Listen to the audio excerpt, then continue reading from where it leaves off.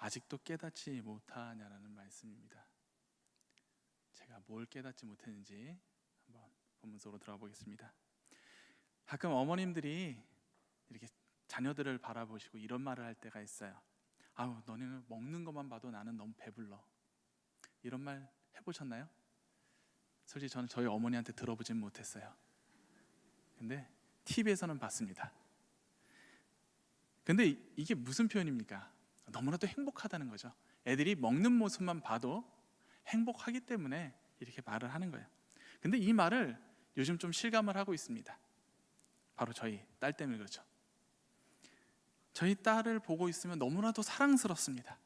아무것도 안 하고 그냥 앉아있는데 사랑스럽고요, 밥을 먹다가 온 군데를 다 지저분하게 하고 땡깡이랑 땡깡을 다 부려도 그래도 사랑스럽습니다. 어찌 그렇게 사랑스러운지 어떤 모습을 보여도 제 눈에서 하트가 사라지지 않습니다. 근데 제가 처음서부터 제 딸을 이렇게 깊이 사랑했을까요? 사랑은 했지만 그 사랑이 지금은 점점 더 깊어지는 것을 저는 느낍니다. 왜 이렇게 점점 저희 사랑이 깊어지고 있을까요? 하온이가 저와 아내에게 반응을 하기 시작하면서 점점 더 사랑이 깊어졌습니다. 엄마, 아빠, 요즘은 엄마 아빠를 너무나도 잘합니다. 그 반응, 그리고 제가 퇴근해서 들어오면은 저한테 빠른 네 발로 기어옵니다. 문까지 다다다다 하는 소리가 들립니다. 문을 열고 들어가면은 손을 이렇게 뻗고 안아달라고 합니다. 그리고 제가 눈에서 보이지 않으면은 울면서 막 뛰어옵니다. 이런 모습을 보고 어떻게 사랑스럽지 않을 수가 있겠습니까? 하온이가 반응하는 그 모습이 너무나도 사랑스럽습니다. 그래서 저는 이런 생각을 하게 되었습니다. 하나님 아버지도 그러시겠구나. 하나님도 하나님께 사랑하는 그 반응을 보이는 그 모습에 사랑스러우시겠구나, 행복하시겠구나. 그런데 왜 나는 하온이처럼 그 사랑에 온전히 반응을 하지 못하지? 왜 나는 그렇게 온전히 반응하지 못하는지를 나는 돌아보았습니다. 아마 이것은 저만의 생각은 아닐 것입니다. 우리 모두의 그런 상황이 아닐까요? 우리는 왜 하나님의 그 사랑에 온전히 반응을 하지 못할까요? 그래서 오늘 예수님께서 말씀하여 주십니다. 오늘 본문은 예수님께서 칠병이의 기적으로 4,000명을 먹으시고 남은 조각 7강주리를 거둔 사건 직후의 일입니다. 그런데 놀라운 것은 이미 그들은 오병이어의 기적도 경험한 후라는 것이죠. 이렇게 놀라운 기적을 경험한 후에 그 직후에 제자들의 반응입니다. 15절에 예수님께서 제자들에게 이렇게 말씀하십니다.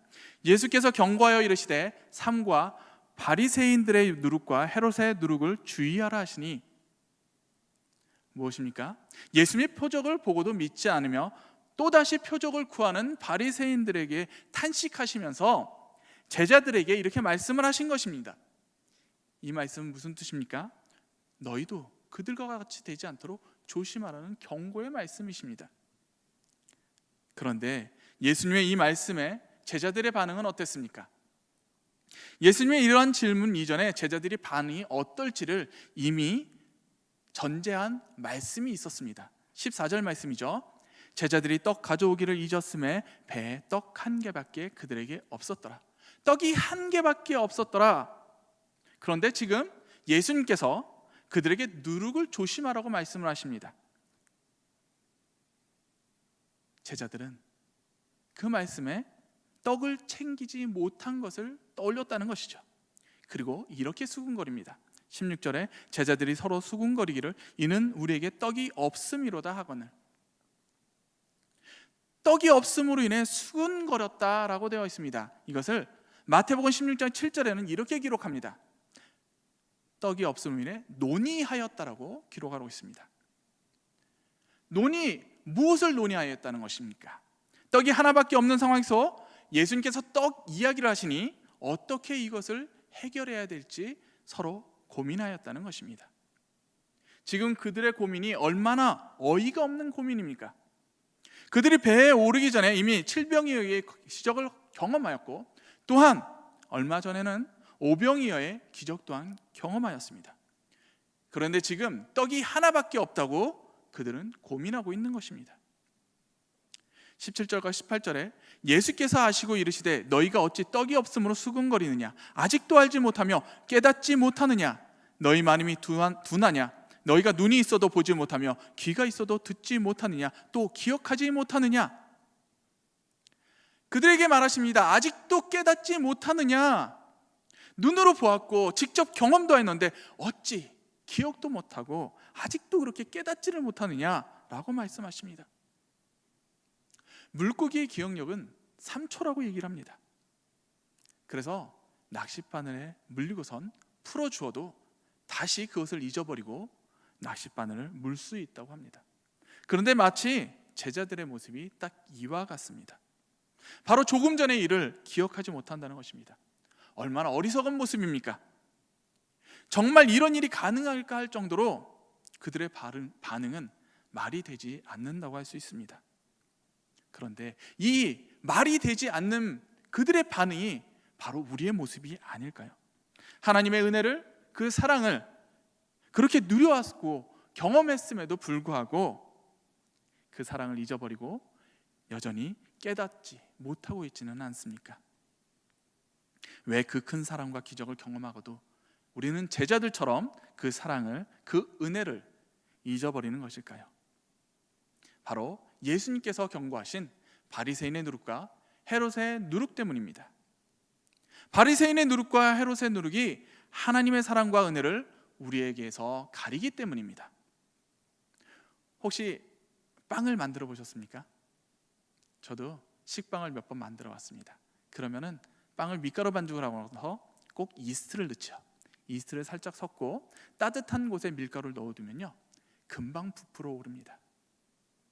바로 누룩의 특징은 빠른 속도로 퍼지며 부풀어 오른다는 것입니다. 무엇입니까? 제자들에게 빠르게 은혜를 뺏어간다는 것입니다. 그로 인해 주님의 말씀을 온전히 신뢰하지 못하게 되는 것이죠. 그 은혜를 뺏어가는 바리새인의 누룩과 헤롯의 누룩, 과연 그것은 어떤 누룩인지 한번 살펴보도록 하겠습니다. 첫째, 바리새인의 누룩에 대해 누가복음 12장 1절에 이렇게 기록하고 있습니다. 그동안에 무리 수만 명이 모여 서로 밟힌 만큼 되었더니 예수께서 먼저 제자들에게 말씀하여 이르시되 바리새인들의 누룩 곧 외식을 주의하라. 바리새인의 누룩은 외식입니다. 외식에 대해 예수님께서는 이렇게 말씀하셨습니다. 그들은 회칠한 무덤과 같다고. 무덤 속은 썩어 있는데 그 겉만 화려한 것에 빗대은 말씀입니다. 예수님께서는 바리새인들에 대해서 또한 이렇게 말씀하셨습니다. 마태복음 23장 23절 말씀입니다. 화 있을진저 외식하는 서기관들과 바리새인들이여, 너희가 박하와 회왕과 근체와 11조는 들이되 율법에 더 중한 바 정의와 긍휼과 믿음은 버렸도다. 그러나 이것도 행하고 저것도 버리지 말아야 할지니라. 하나님 앞에 드려지는 예배와 예물은 정말 정성을 다하여 드렸습니다. 그러나 그들에게 정의와 긍휼, 믿음은 없었다고 말씀하십니다. 이는 그들의 예배의 모습과 삶의 모습이 너무나도 달랐다는 것입니다. 거룩해 보이는 기도, 그리고 누구보다도 뛰어난 성경적 지식에도 불구하고 그들의 삶은 그와 같지 않았다는 것입니다. 사랑과 긍휼보다는 정죄와 판단으로, 이해하고 보듬기보다는 상처와 아픔을 주었습니다. 바로 교회에서는 정말 열심히 봉사를 하지만 세상에서는 전혀 그리스도인의 모습을 보이지 못하는 것, 그것이 바로 바리새인의 누룩입니다. 전에 이런 말을 들은 적이 있었습니다. 회사에 입사를 해서 처음으로 회식의 자리가 있었습니다. 당연하게 상사의 술 권유가 있었습니다. 상사의 술 권유에 그분은 이렇게 말을 했답니다. 저는 크리스찬이라서 술을 마시지 않습니다. 이 말을 하자마자 분위기가 싸해졌습니다. 그래서 재치 있게 이분이 이렇게 얘기를 했답니다. 대신에 제가 콜라를 마시겠습니다. 콜라를 가득 달아 주십시오. 이렇게 재치 있는 대답에 인해서 그 분위기가 싸해지는 것을 모면했다고 합니다. 아마 그 과장님도 그 반응이 제법 마음에 들었던 것 같습니다. 그런데 문제는 그 후에 생겼습니다. 다른 분들이 이분을 찾아오기 시작했습니다. 그리고 이렇게 말을 합니다. 너 혼자 크리스찬이야? 왜 굳이 티내? 왜 일을 어렵게 만들어? 너무 티내고 다니지 마. 크리스찬인 거 그렇게 티내고 다니지 마. 이렇게 말을 하는 것이었습니다. 나중에 알고 보니 그 부서에서만 4-5명이 크리스찬이었다고 합니다. 그런데 그 사실을 아무도 몰랐다는 것이죠. 전혀 크리스찬으로서 행동을 하지 않았기 때문입니다. 제가 포항에서 교회 다닐 때 이런 말씀을 해주신 분이 계셨습니다. 신앙생활은 적당히 할 줄 알아야 한다고. 신앙생활은 교회에서 열심히 하고 사회에서는 사회생활을 열심히 하면 된다고. 굳이 기독교인인 거 티낼 필요가 없다고 말을 하셨습니다. 이것이 바로 외식하는 바리새인의 누룩입니다. 이런 바리새인의 누룩이 우리를 하나님의 은혜와 사랑을 가리고 하나님을 적당히 사랑하게 하고 하나님을 신뢰하지 못하게 하는 것입니다. 그리고 두 번째, 헤롯의 누룩입니다. 헤롯은 어떤 인물입니까? 헤롯은 이스라엘에서 성전을 건축하기도 한 인물입니다. 그러나 그뿐이었습니다. 그는 철저하게 권력과 성공 중심의 인물이었습니다. 헤롯은 로마 정부로부터 임명을 받아서 팔레스타인 지역을 다스리는 분봉왕이었습니다. 그는 돈에 욕심이 많았고 그로 인해 백성들에게 필요 없는 각종 세금을 거두어들였습니다. 그리고 뇌물을 즐겨받는 물질주의의 대표적인 인물이었습니다. 그런데 이러한 물질적인 모습이 제자들에게서도 발견을 할 수 있다는 것입니다. 바로 그들의 관심이, 그들의 걱정의 대상이 바로 떡이었다는 것입니다. 그들에게는 떡이 없다는 것이 그들의 관심의 전부였습니다. 예수님께서 본문에 분명히 떡이라고 말씀을 하지 않으셨습니다. 바리새인의 누룩과 헤롯의 누룩을 조심하라고 말씀하셨습니다. 그러나 제자들은 이 의미심장한 주님의 말씀에 떡을 떠올렸던 것입니다. 왜? 이런 동문서답 같은 대답이 가능했을까요? 그들이 챙기지 못한 떡만 생각하고 있었기 때문입니다. 그 물질의 마음이 붙들려서 다른 것들을 생각하지 못하였던 것이죠. 그러기에 그들은 예수님의 의도를 전혀 눈치채지 못한 것입니다. 그들의 관심이 오로지 떡, 그 물질에 있었기 때문입니다. 예수님의 진리의 말씀이 우리에게 들어오지 못하는 이유는 바로 여기에 있습니다. 물질에 우리의 마음이 빼앗겼기 때문입니다. 물질주의는 이 시대에도 대표적인 우상입니다. 많은 크리스찬들이 그 물질 앞에 무릎을 꿇고 있는 것이 사실입니다.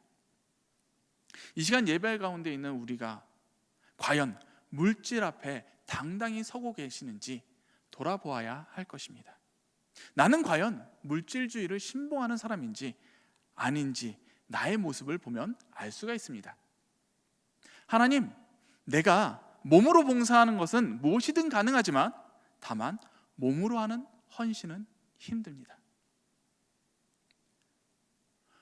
우리의 신앙의 모습은 헌금생을 통해서 드러나야 합니다. 곧 돈의 사용을 보면 물질주의를 숭배하는 성도인지를 알 수 있다는 것입니다. 요한 웨슬레는 이런 말을 하였습니다. 나는 주머니가 회개하지 않은 사람의 회개는 신용하지 않는다. 한 사람이 정말로 변화되었다, 회개되었다, 그것을 알 수 있는 방법은 바로 그가 돈을 사용하는 용도를 보면 알 수 있다는 것입니다. 나를 위해서만 사용되는 물질인지 하나님의 나라와 하나님의 생명 사역을 위해 사용되는 물질인지를 보면 알 수가 있다는 것이죠. 그리고 또한 우리는 이러한 동기를 가지고 예수님을 믿는 경우가 있습니다. 예수 믿으니까 물질적으로 축복을 주더라. 즉 물질적 동기를 가지고 믿는 경우죠. 한동안 삼박자 구원론이 널리 유행했습니다. 예수 믿으면 영혼의 구원뿐 아니라 부자 되는 물질 축복과 건강의 축복을 받는다는 구원론이었습니다. 물론 하나님께서는 물질적인 축복을 허락하십니다. 그러나 물질적인 것이 믿음의 목적이 되었다면 그것은 하나님이 아니라 물질을 믿는 것입니다. 물질을 신봉하는 것이죠. 이러한 물질의 마음을 빼앗기면 하나님에 대한 믿음이 가리워집니다. 하나님을 바라보지 못하게 됩니다. 그러므로 그 사랑도 그 은혜도 깨닫지 못하고 말씀을 신뢰하지 못하게 되는 것입니다. 우리도 예수님의 제자들처럼 바리새인의 누룩과 헤롯의 누룩으로 인해 하나님의 은혜와 사랑, 기적을 잃어버리고 그 말씀을 온전히 신뢰하지 못하고 있는 것입니다. 그러나 분명한 것은 이 누룩은 어느 순간 갑자기 우리에게 들어와서 우리의 은혜를 방해하는 것이 아니라는 것입니다. 제자들은 예수님과 3년 동안 동행을 하며 가르침을 받았습니다. 그럼에도 불구하고 그들에게는 여전히 바리새인의 누룩과 헤롯의 누룩이 남아 있었다는 것입니다.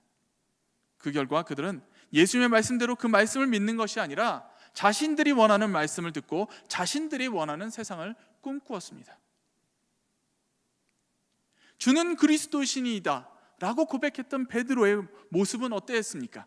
예수님께서 자신이 고난을 당하고 죽으시고 사흘 만에 다시 살아날 것을 말씀하셨을 때 베드로는 깜짝 놀라서 이렇게 말을 합니다. 그렇게는 안 된다고, 그럴 수는 없다고 예수님께 항변을 합니다. 이는 예수님을 나무라듯 말렸다는 것입니다.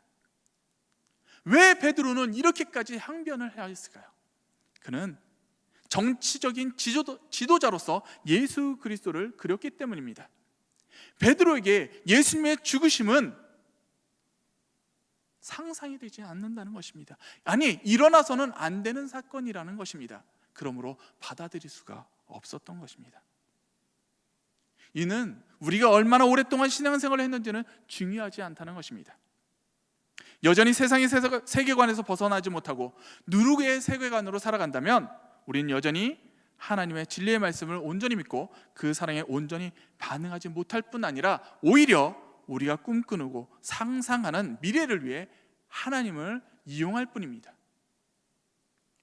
축복의 말씀은 받아들이고 교훈과 훈계의 말씀, 순종의 말씀은 외면하는 선택적 믿음의 신앙이 되고 만다는 것입니다. 얼마나 오랫동안 예수님을 믿어오셨습니까? 하나님의 말씀을 온전히 받아들이고 그 사랑에 온전히 반응하기 위해서는 내 안에 있는 누룩, 세상의 세계관을 내려놓아야 할 것입니다. 내 시선이 여전히 떡에 고정되어 있는 한 그 누룩은 여전히 나에게 남아있을 것입니다. 떡을 내려놓기를 결단하시길 바랍니다. 우리의 시선이 온전히 주님의 은혜와 십자가의 사랑으로 향하기를 축복합니다. 하나님의 사랑을 온전히 누리고 그 사랑에 온전히 반응하시기를 축복합니다. 온전히 그 사랑을 누릴 때 진리의 말씀은 나의 말씀이 되고 그 은혜는 나의 은혜가 될 것입니다. 떡을 버리시고 주님의 사랑을 누리시는 우리 모든 춘천성곽교회 성도님들이 되시기를 축복합니다. 이 시간 함께 기도하시겠습니다. 하나님께서는 언제나 변함없이 우리를 사랑하십니다. 그러나 우리는 그 사랑에 온전히 반응하지 못하고 있습니다. 바로 우리 안에 남아있는 그 바리새인의 누룩과 헤롯의 누룩 때문에 우리는 아직도 그 사랑에 반응하지 못합니다. 아버지, 우리에게 가려져 있던 그 누룩을 떨쳐버리게 하여 주시옵소서. 온전히 그 사랑을 누리고 그 사랑에 반응하며 주님의 진리의 말씀 그 안에서 살아가게 하여 주시옵소서. 주님 말씀 안에서 주님 은혜를 충분히 누리며 그 사랑을 누리며 반응하며 살아가는 내가 되게 하여 주시옵소서. 예수 그리스도를 받들어 기도드리옵나이다. 아멘.